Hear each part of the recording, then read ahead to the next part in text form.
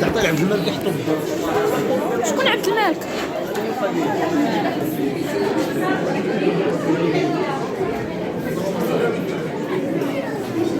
ناخذو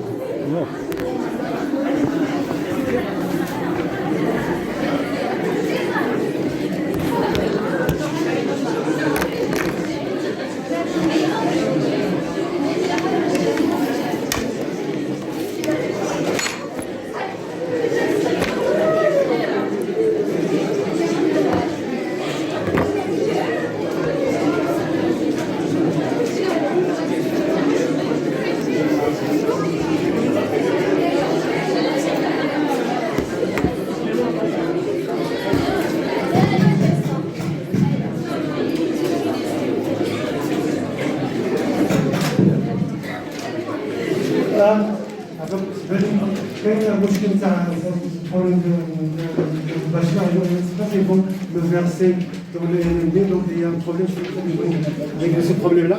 Donc, pour le droit fiscal, je voudrais juste vous dire certains éléments pour que vous sachiez. Voilà. Donc, il y a un problème. Le droit fiscal. Le droit fiscal, il y a plusieurs éléments qui concernent la fiscalité de manière générale. Je vais vous donner certains éléments, mais juste pour avoir une idée, par exemple, lorsqu'on dit le code général des impôts, ou bien le code des impôts, ça englobe plusieurs choses, plusieurs éléments. Là, par exemple, le code général des impôts ne contient que une dizaine d'impôts, une dizaine d'impositions. Par exemple, l'impôt sur les revenus, l'impôt sur les sociétés, la TVA, droit d'enregistrement, droit de timbre, taxe sur les contrats d'assurance. Donc il y a une dizaine, 10. Et ici, on compte la TVA à l'intérieur et la TVA à l'importation, même si c'est la même TVA, on compte 11. Mais il n'y a pas que ça, il y a plusieurs autres éléments. Et juste pour vous donner une idée, regardez par exemple le code des impôts français. Ouais. Vous voyez comment 1200, 1700 et quelques. 1700.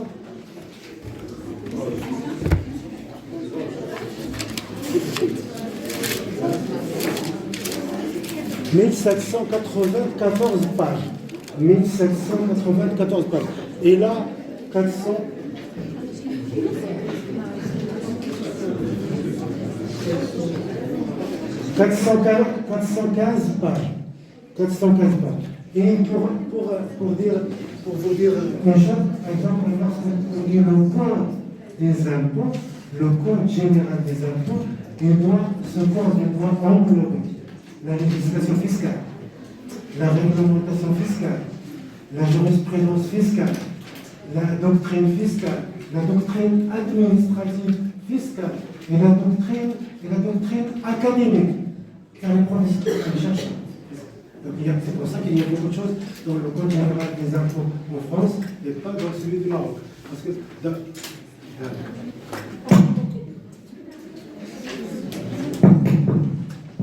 c'est pour ça qu'il y a un code général, par exemple en France, où il y a tout, des aspects législatifs, des aspects réglementaires, jurisprudentiels, doctrine administrative, doctrine académique, etc. Là, il n'y a que les impôts. Et en plus, il n'y a pas tous les impôts. Donc voilà, il y a une différence pour ça. Voilà, je vais vous dire qu'est-ce qu'il y a comme impôt.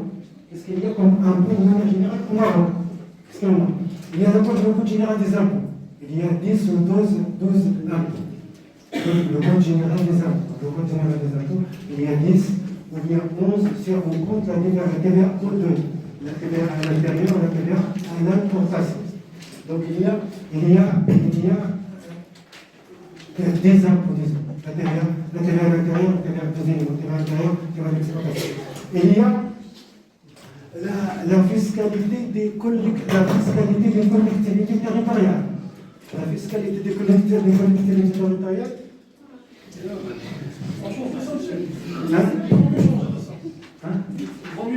La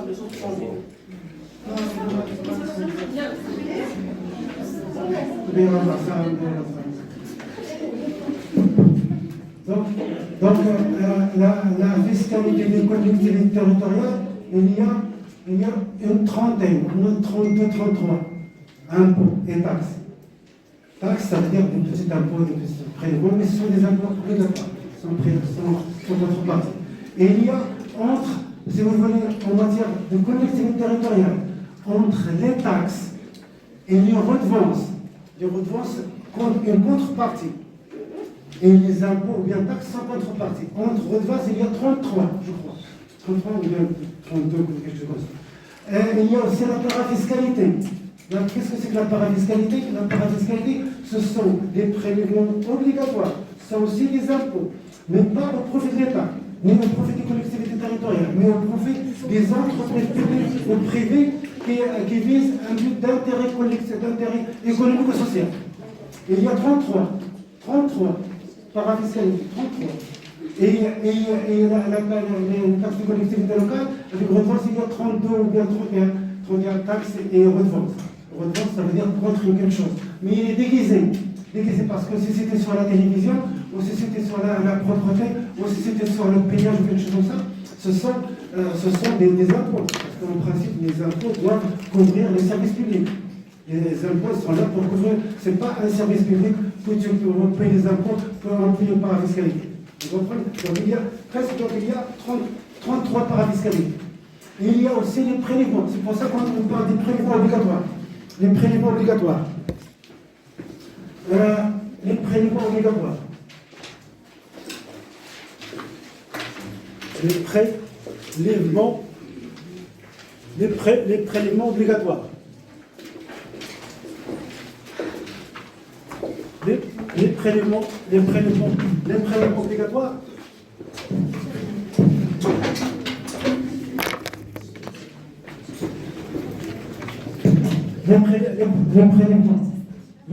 obligatoires, il y a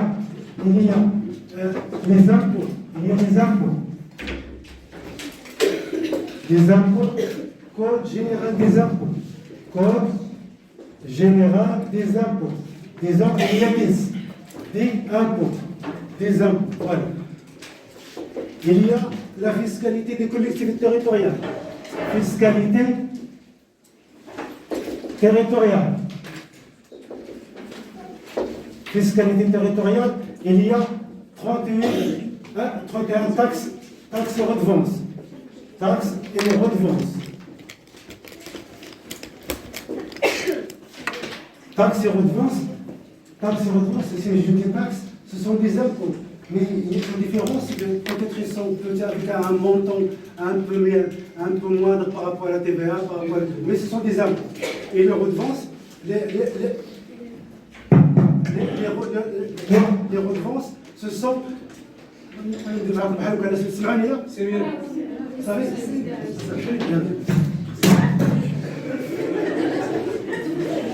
donc les impôts, donc si vous voulez la fiscalité des collectivités territoriales et la fiscalité des collectivités territoriales, il y a 33 taxes et redevances. Les redevances, écoutez-moi bien, les redevances, c'est presque des impôts déguisés. C'est-à-dire un impôt sur un service qui devait être en principe financé par les impôts. Parce que si on paie des impôts, l'impôt sur le revenu, l'impôt à la TVA, l'impôt sur les sociétés, on devait avoir des services publics. Mais il y a certains services, en plus il y a une taxe parafiscale.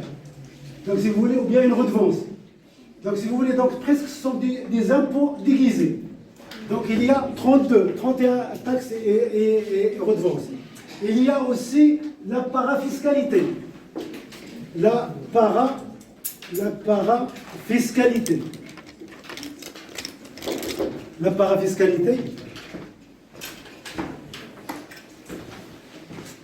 La parafiscalité, il y a 33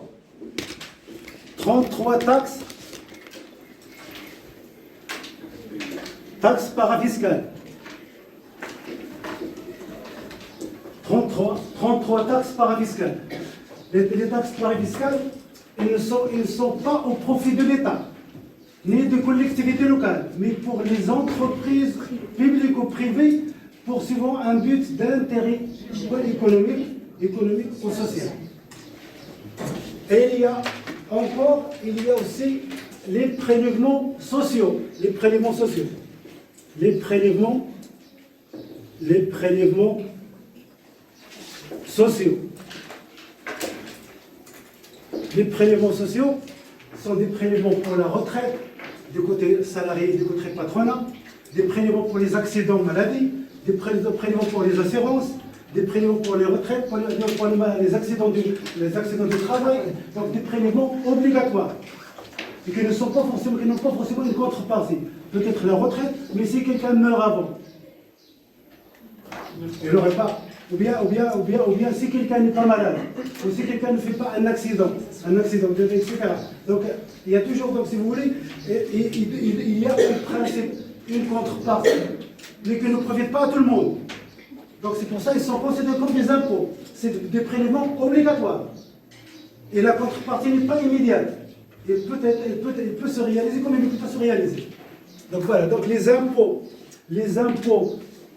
qui sont dans le Code général des impôts, ceux qui sont des collectivités territoriales qui ne sont pas dans le Code général des impôts, et les parafiscalités qui sont au profit des impôts pour encourager le tourisme, l'extraction minière, l'agriculture,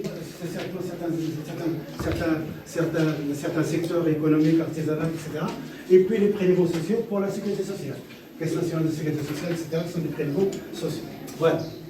Et regardez, 10, plus 31, plus 33, plus là je dirais pour accident de travail, assurance, retraite complémentaire, il y a disons 6 ou 7, voilà, faites le compte, donc tu as 10, 30, 70, voilà, 60 presque, voilà. Presque 80, voilà. 80 pour qu'ils sont au Maroc. Donc tout ça, ce sont des impôts qui existent au Maroc. Mais on ne les paie pas tous. Mais ils sont là.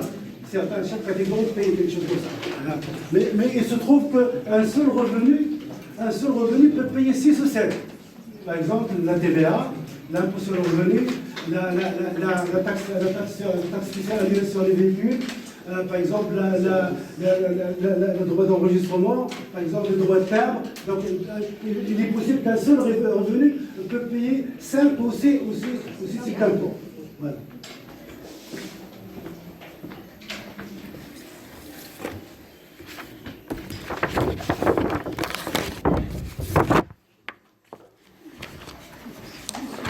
Un autre point de vue que je voulais ajouter, que j'ai partagé avec vous, c'est sur la loi organique relative aux lois de finances.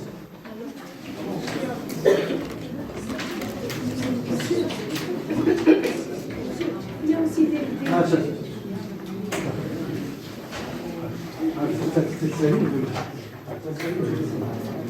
Il y a aussi la loi organique relative aux lois de finances. Il y a par exemple, juste pour vous dire, qu'il y a des éléments que vous pourriez étudier dans le droit budgétaire pour qu'il soit facile pour nous pour avancer. Donc, par exemple, regardez l'article 67. L'article 67 de la loi organique relative aux finances. L'article 67, il parle de la parafiscalité. Il parle juste de la parafiscalité. Il y a une parafiscalité qui est au profit, voilà, des taxes parafiscales sont versées au profit des entreprises état publiques et privées assurant des missions d'ordre économique pour les services publics. Donc voilà, c'est ça. Donc ça veut dire qu'on devrait étudier le droit budgétaire. On va voir, il y a des impôts, etc. Mais il y a aussi des parafiscales qui sont des impôts. Il y a aussi un autre article.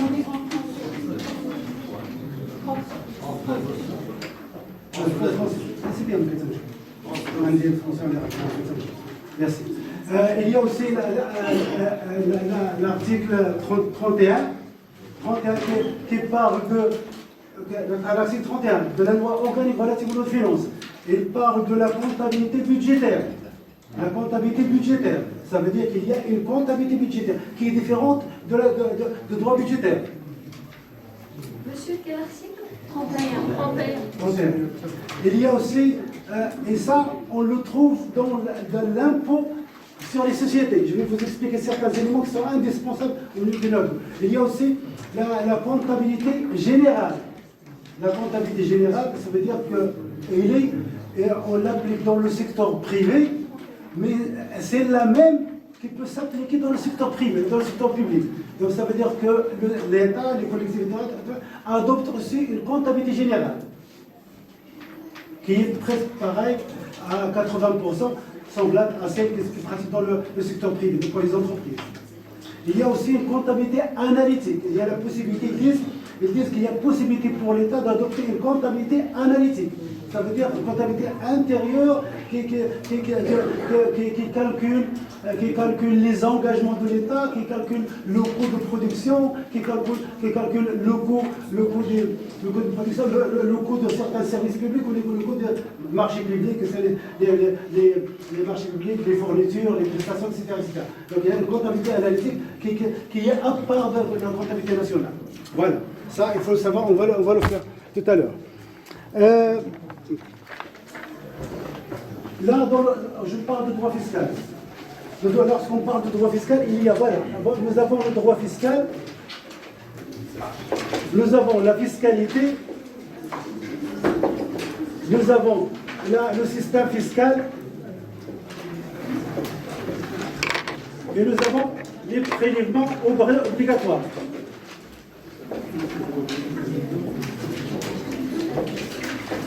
Nous avons vu ça. Je dis que le droit fiscal, c'est une approche juridique appliquée au droit, appliquée à la fiscalité. Le droit fiscal, ça veut dire que c'est une approche juridique appliquée à la fiscalité. C'est-à-dire que le droit est un ensemble de règles régissant les rapports fiscaux. Le droit est un ensemble de règles régissant les rapports sociaux, les rapports fiscaux, que ce soit au sein des ménages, que ce soit au sein des entreprises, que ce soit au sein des administrations de point de vue rentable, que ce soit au sein des ONG lorsqu'elles poursuivent un but lucratif, que ce soit à l'extérieur. Ça veut dire les sociétés multinationales qui travaillent ici, ou bien les sociétés marocaines qui travaillent à l'étranger. Et les importations, les exportations, la balance commerciale, etc. Donc voilà. Pour la fiscalité, on parle de la fiscalité tout seul. La fiscalité tout seul, pas le droit fiscal. Le droit fiscal, ça veut dire approche juridique. Approche juridique appliquée à la fiscalité. Le droit, je répète, le droit est un ensemble de règles régissant les rapports fiscaux. Voilà, c'est ça le droit fiscal. Lorsqu'on parle de la fiscalité, c'est-à-dire il y a différents aspects de la fiscalité. Il y a l'économétrie, ça veut dire aspect mathématique, applique des représentations graphiques, des tableaux, des statistiques, des matrices qu'on peut appliquer à l'impôt. Il y a la géographie fiscale. Il y a l'histoire de l'impôt qu'on peut étudier aussi en matière de droit fiscal.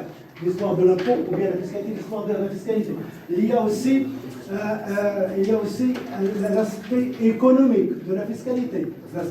On parle de la fiscalité des entreprises, la fiscalité des personnes, la fiscalité immobilière, la fiscalité interne, la fiscalité internationale, etc. etc. Voilà. Pour le système fiscal. Le système fiscal, c'est un ensemble. C'est un système qui agit et interagit au sein de la société. La société agit, il a des répercussions sur le système fiscal. La société, son niveau de développement, son niveau de démocratie, sa richesse, il influe sur la fiscalité, et la fiscalité influe sur la société. Les corruptions, la pauvreté, le secteur informel, les riches, les pauvres, la rentabilité, etc. Donc là, le système fiscal, c'est un ensemble qui agit et réagit au sein de la société. Les prélèvements fiscaux, ce qu'on vient de voir, les prélèvements fiscaux, c'est l'ensemble. Prélèvements fiscaux, c'est sociaux, c'est fiscaux, c'est nationaux, c'est internationaux, etc. C'est ce qu'on vient de voir. Voilà, j'ai fini ça. Vous voyez, quand je parle, on fait beaucoup de choses. On va le prendre, c'est à l'école, on prend la salle à l'Algérie.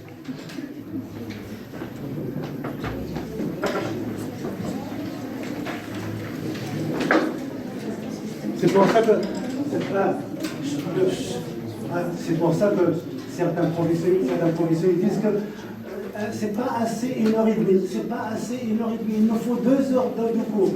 Comme vous le voulez, et 1 heure ça me suffit. Et 1 heure je peux faire le tour du monde. 1 heure.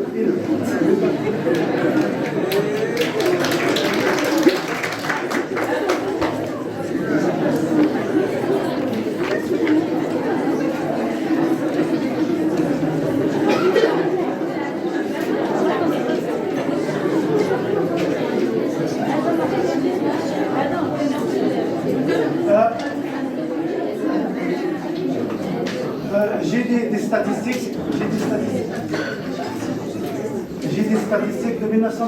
2019. Des statistiques de 2019, ça veut dire qu'elles sont voilà. Le déficit de commerce, le déficit commercial, la balance des paiements, le commerce international. Il y a 192 milliards de déficit. 192 milliards de déficit en 2019.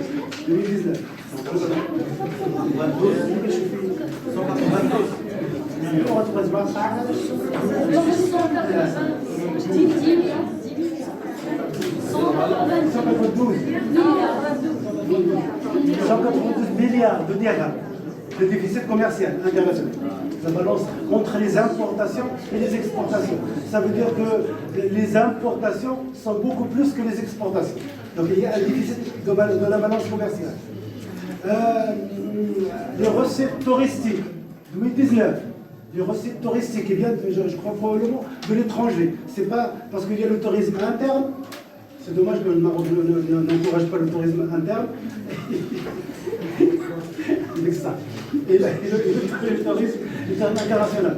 Il y a que 73 milliards en 2019. Mais par contre, pendant le Covid, il y avait moins, beaucoup moins. Et que les transferts des Marocains résidant à l'étranger, il était, je crois, de 34 ou de 36 pendant le Covid. Et le tourisme était, je crois, 8 ou 10 milliards par an, quelque chose comme ça. Ça veut dire qu'il y a 3 fois moins le transfert des Marocains résidant à l'étranger. En 2019, par contre, il y a autre chose. En 2019, il y avait les recettes touristiques étrangères, 73 milliards de dirhams, et les transferts des résidents marocains à l'étranger sont de 59 milliards. Quand même, c'est pas mal. Vous voyez, avant, je me rappelle que c'était, quand j'étais étudiant à Fès, avec un professeur, c'était un professeur français, dans les années 85, il nous disait que la locomotive, le cratère, la locomotive de l'économie marocaine, c'était le phosphate. Alors, le phosphate. Là, maintenant, ce n'est pas le phosphate, ce sont les Marocains résidant à l'étranger.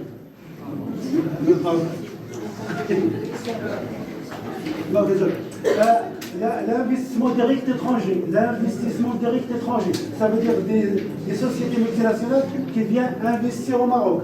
Il y a 18 milliards de dirhams. 18 milliards de dirhams pour 2019. Et les investissements des Marocains à l'étranger, il y a 9 milliards en 2019. 9 milliards de dirhams. Voilà, je vous dis ça.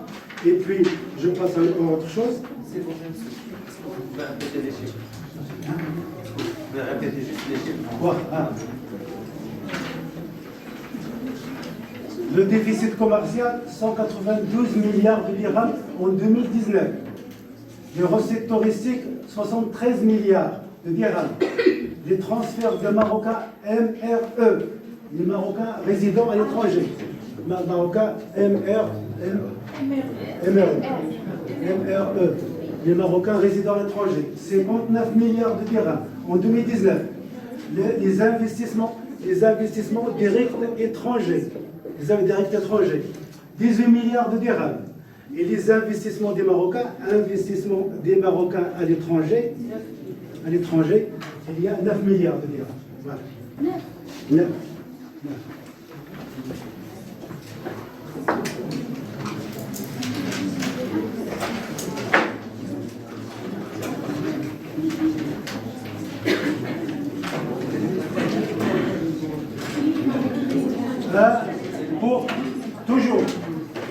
écoutez-moi, toujours dans l'introduction, théorie générale, les théorie générale, l'introduction, voilà. L'introduction sur l'impôt, la fiscalité de manière générale. Voilà. Réflexion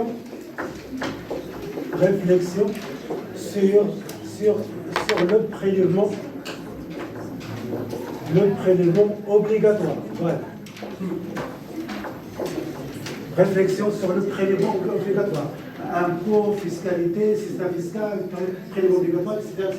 Voilà, c'est la réflexion. Il y a, en plus, il y a le développement.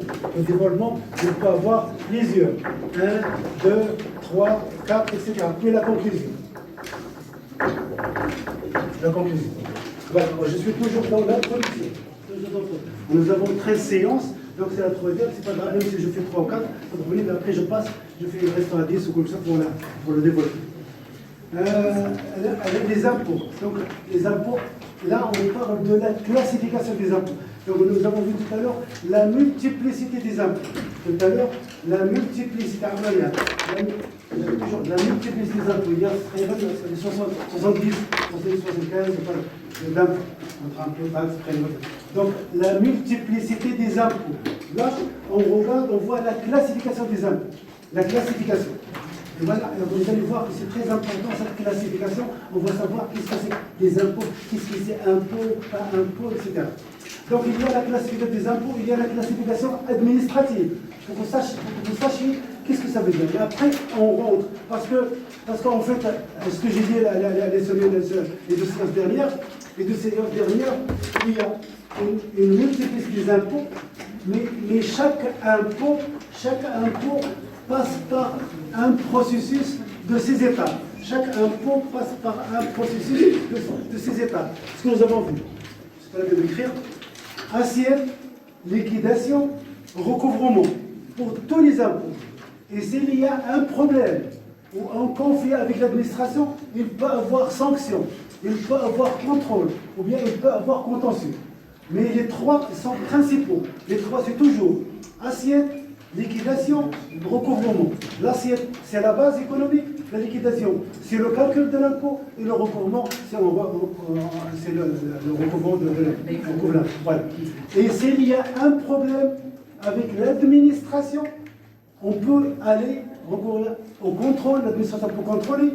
Il peut appliquer des sanctions. Et si on n'est pas d'accord, on peut aller jusqu'à soit un accord entre l'administration, à l'amiable, soit on recourt à la justice. Donc les trois premiers sont indispensables et les autres sont accidentels. Les trois premiers sont indispensables, les trois autres sont accidentels. Les trois sont indispensables, assiette, liquidation, recouvrement. Les autres qui sont accidentels, au cas où il y a un problème, c'est le contrôle, les sanctions et le contentieux. Et presque 80% sont réglés à l'amiable. Presque 80% des litiges sont réglés entre l'administration et le contribuable, sont réglés à l'amiable. Voilà. Et dans le développement, on va étudier l'IS, l'IR, Charles, l'IR et la TVA. On va étudier cela, voilà. Voilà. Et la conclusion. Voilà, on va étudier l'IS, le développement. L'impôt sur les sociétés, ils sont les plus importants et les plus rentables. L'impôt sur les sociétés, l'impôt sur le revenu et la taxe intérieure. Et extérieure. Donc là, est-ce qu'on va voir avec la classification? Donc on est là, maintenant on est là. Introduction. La classification des impôts. Donc la classification, il y a une classification administrative. Classification administrative. Ça veut dire quelles sont les institutions qui perçoivent l'impôt. Quelles sont les collectivités, bien les institutions qui perçoivent l'impôt. Donc on trouve l'État qui perçoit l'impôt, les collectivités territoriales, les entreprises et établissements publics ou privés, les organismes de sécurité sociale. Voilà, donc État, collectivité territoriale, entreprises publiques au privé, les parafiscalité, et la sécurité sociale. Caisse de prévoyance, sécurité sociale, assurance, maladie, accident, retraite, etc. Retraite complémentaire, tout ça. Ce sont des prélèvements sociaux, obligatoires. Voilà. Donc voilà la classification administrative. Ça veut dire classification administrative, ça veut dire les organismes bénéficiaires. Classification administrative, quels sont les organismes bénéficiaires? État, collectivité territoriale, entreprise et établissements publics ou privés et organismes sociaux, sécurité sociale, soit dans le privé ou privé. La classification économique. La classification économique. La classification économique, selon la base imposable. La classification économique selon la base imposable, l'assiette, selon la base imposable. Il y a le revenu, il y a la dépense, il y a le capital. Le revenu, la dépense et le capital. Le revenu des personnes physiques ou le revenu des personnes morales. Ça veut dire les bénéfices des sociétés. C'est un revenu. Donc l'impôt sur le revenu, l'impôt sur la dépense, la TVA, la consommation, et la taxe intérieure de consommation, et les impôts sur les taxes intérieures de consommation et puis d'autres. Et si j'ajoute tout à l'heure les taxes intérieures de consommation et la fiscalité, que j'ai oublié tout à l'heure, la fiscalité douanière, ça fait plus de 80 impôts qui existent au Maroc. J'ai oublié la fiscalité douanière. La fiscalité.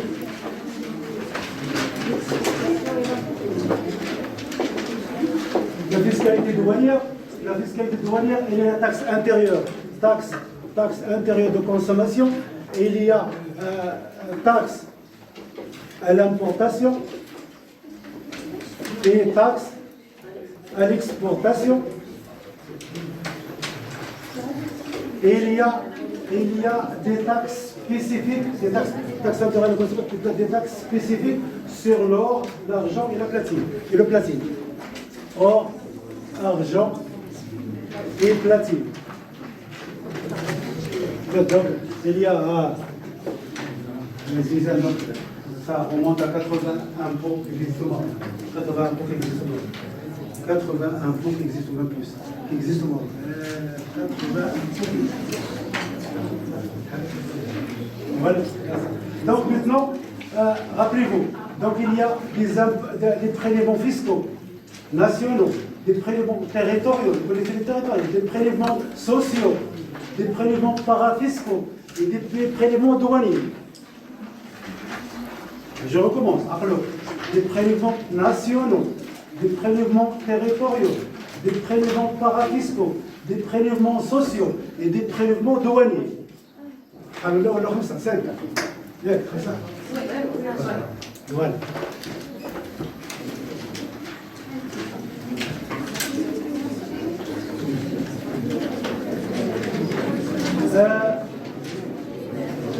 Donc la classification économique, la classification selon la base.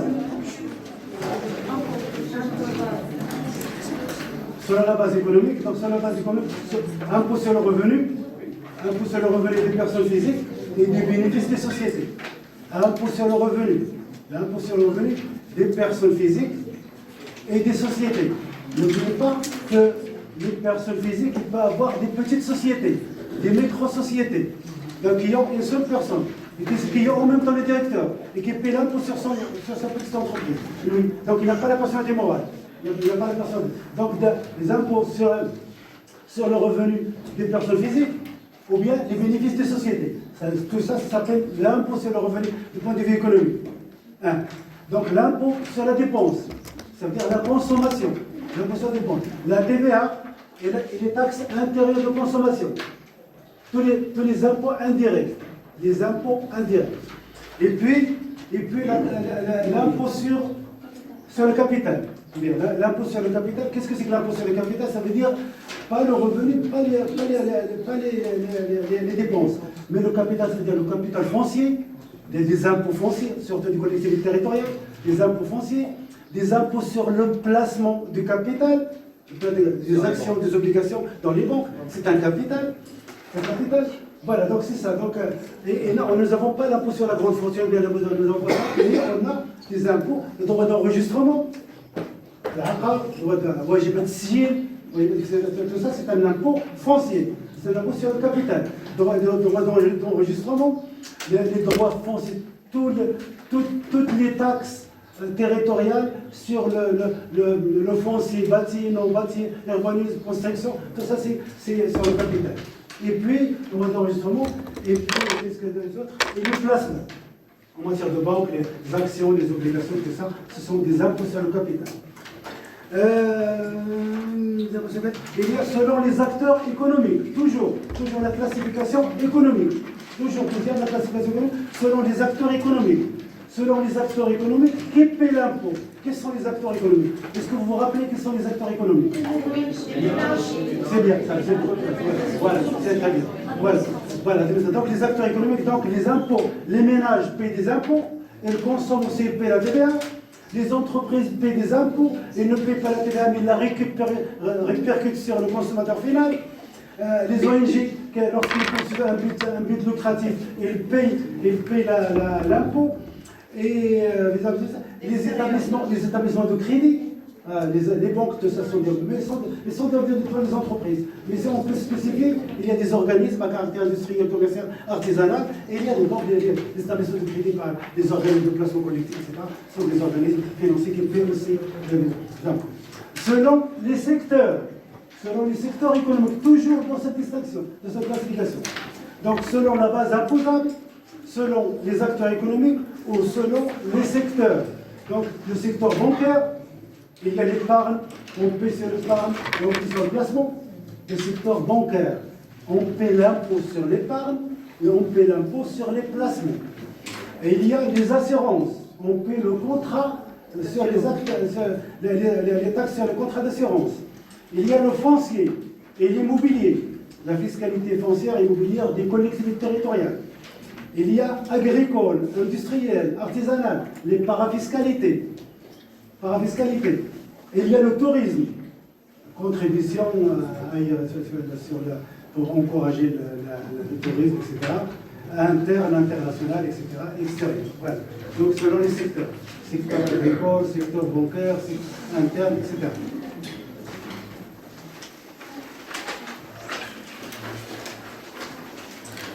Et troisième classification, la classification technique. Une classification technique.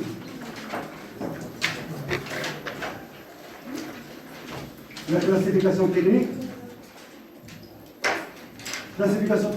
Il y a, écoutez, c'est très important pour que vous sachiez ça, parce qu'au moins avoir une idée pour voir l'impôt. L'impôt, si vous voulez, la finance, c'est un carrefour entre les différentes disciplines. Toutes les autres disciplines peuvent se rencontrer dans ce carrefour financier et fiscal, soit l'économie, soit la gestion, soit le droit, soit etc., soit la géographie. Il y a la géographie fiscale. Il y a des communes, par exemple des communes rurales qui ont la forêt, qui ont beaucoup de forêts. Donc ils coupent le bois, ils le vendent. Ils ont moins d'impôts, mais un prix qui revient de la forêt. Il y a des communes qui sont touristiques au bord de la mer. Ils reçoivent beaucoup des prestations touristiques que les impôts. C'est pas le Maroc, c'est pas forcément le Maroc. Dans d'autres pays dans le monde. Donc il y a beaucoup de géographie fiscale, etc. Et il y a des communes au Maroc qui sont d'extraction minière. Et s'ils ont une indépendance, ils peuvent enrichir l'extraction fiscale, l'extraction minière. Mais comme il a pris, de toute façon, il a pris par l'État, donc il leur reste moins, la ressource est moindre. Donc, la classification technique, il y a les impôts directs et les impôts indirects. C'est ce qu'on sait, la plupart. On dit les impôts directs et les impôts indirects. Les impôts directs comme l'impôt sur le revenu, l'impôt IS-IR, et les impôts indirects, par exemple, la taxe intérieure de consommation et la TVA, par exemple. Il y a les impôts réels et les impôts personnels. Les impôts réels et les impôts personnels. Les impôts réels sur les biens et les impôts personnels sur les personnes. comme par exemple dans l'histoire de la capitation sur la tête, ou bien au ce moment